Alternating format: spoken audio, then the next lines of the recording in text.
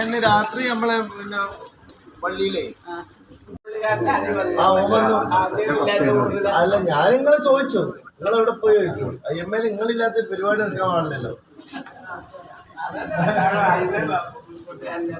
അപ്പൊ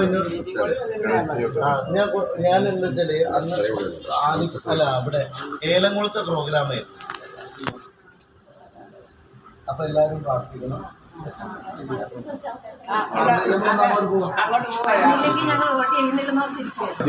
പോലും പാടില്ല. മദറിനറിയാം.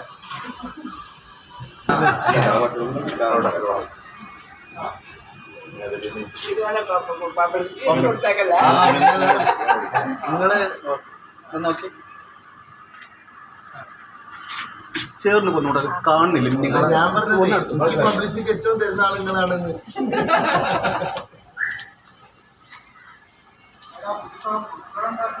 പിന്നെ മഠത്തിലൊന്നും പോയിട്ട് നോമിനേഷൻ കൊടുക്കുന്നതിന് മുമ്പ് തന്നെ എല്ലായിടത്തും വരുന്നതായിരുന്നു.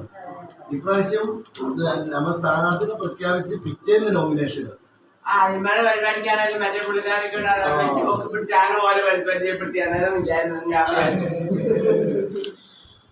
ഞങ്ങളുണ്ടല്ലേക്ക് അവിടെ ശക്തിയാ.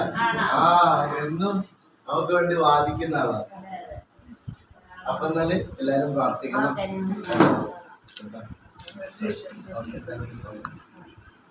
ഫോട്ടോ എടുക്കാൻ സംസാരിച്ചു നിൽക്കും. ഓ ഫോട്ടോ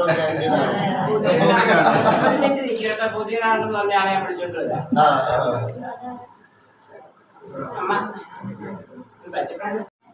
ശരി സാർ.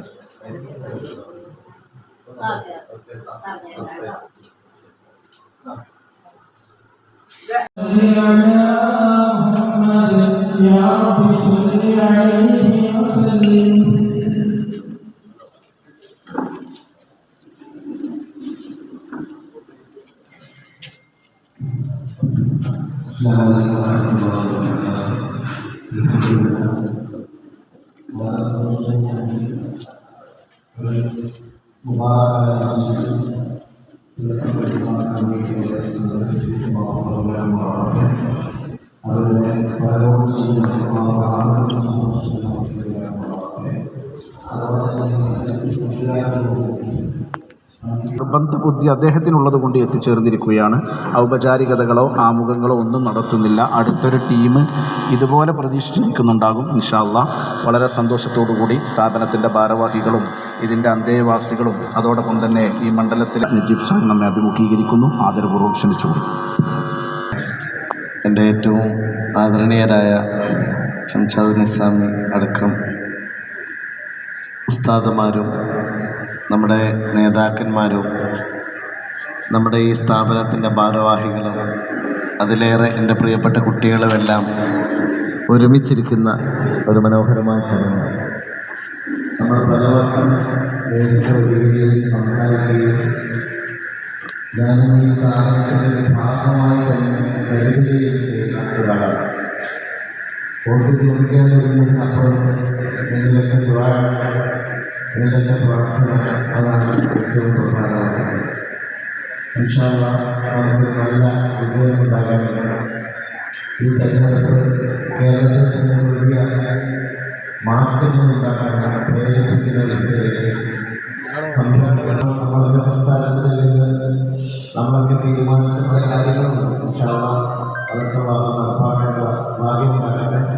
നിങ്ങളെല്ലാവരുടെയും പ്രാർത്ഥന ഉണ്ടാകുന്നത് മാത്രം അഭ്യർത്ഥിക്കുകയാണ്. വോട്ടുള്ള പ്രസിഡന്റുകളിലെ വോട്ടുള്ളവരോട് എല്ലാവരോടും പ്രത്യേകമായി വോട്ട് ചോദിക്കുന്നു.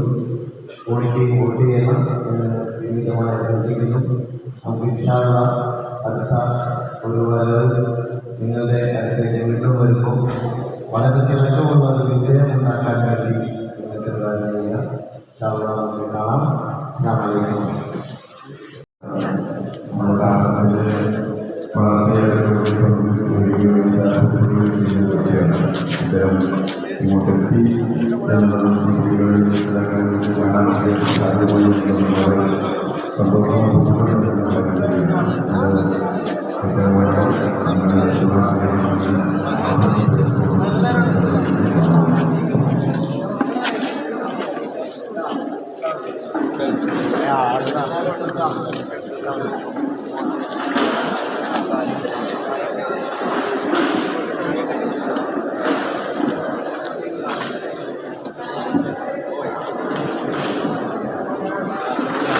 രാവിലെ മുതൽ ഞങ്ങൾ തുടങ്ങിയ പര്യടന പരിപാടി എല്ലായിടത്തും കണക്ട് ചെയ്ത് പോരുമ്പോൾ ഉണ്ടാകുന്ന ഒരു താമസമാണ് ക്ഷമ ചോദിക്കുകയാണ്.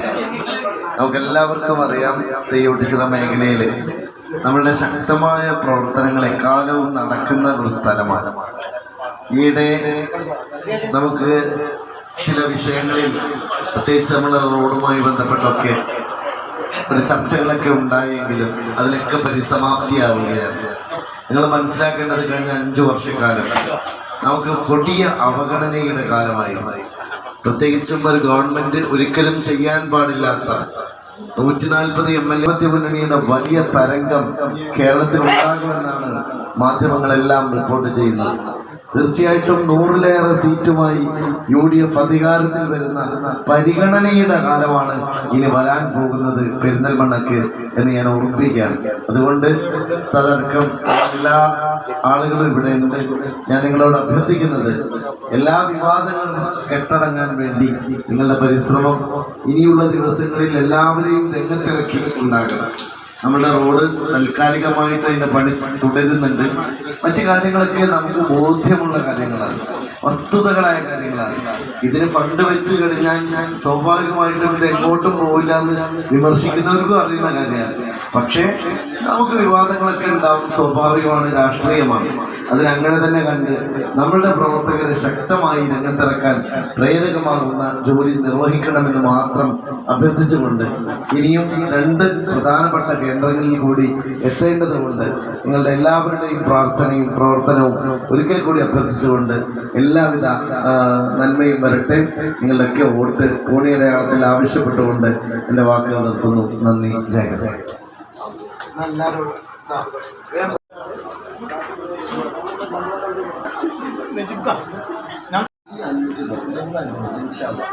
നമ്മൾ ആകെ 50 ലക്ഷം അല്ലെങ്കിൽ 5 ലക്ഷം ഈ 6 പഞ്ചായത്തിലും മുനിസിപ്പാലിറ്റികളും വീതം വെച്ച് ഒപ്പിക്കുകയെന്ന് പറയുന്ന ആസ്തി നിങ്ങൾക്ക് ചിന്തിച്ചറിയാലോ. പക്ഷെ നമുക്ക് ഭരണം കിട്ടിയാൽ ഏറ്റവും ചുരുങ്ങിയത് ഈ 4 ലക്ഷം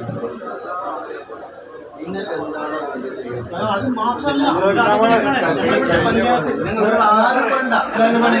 നേരെ വന്നോളൂ.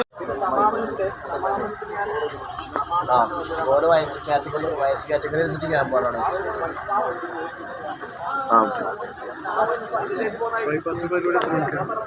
ഇനി വരാൻ പോകുന്നത് പെരിന്തൽമണ്ണക്ക് എന്ന് ഞാൻ ഓർമ്മിപ്പിക്കുകയാണ്.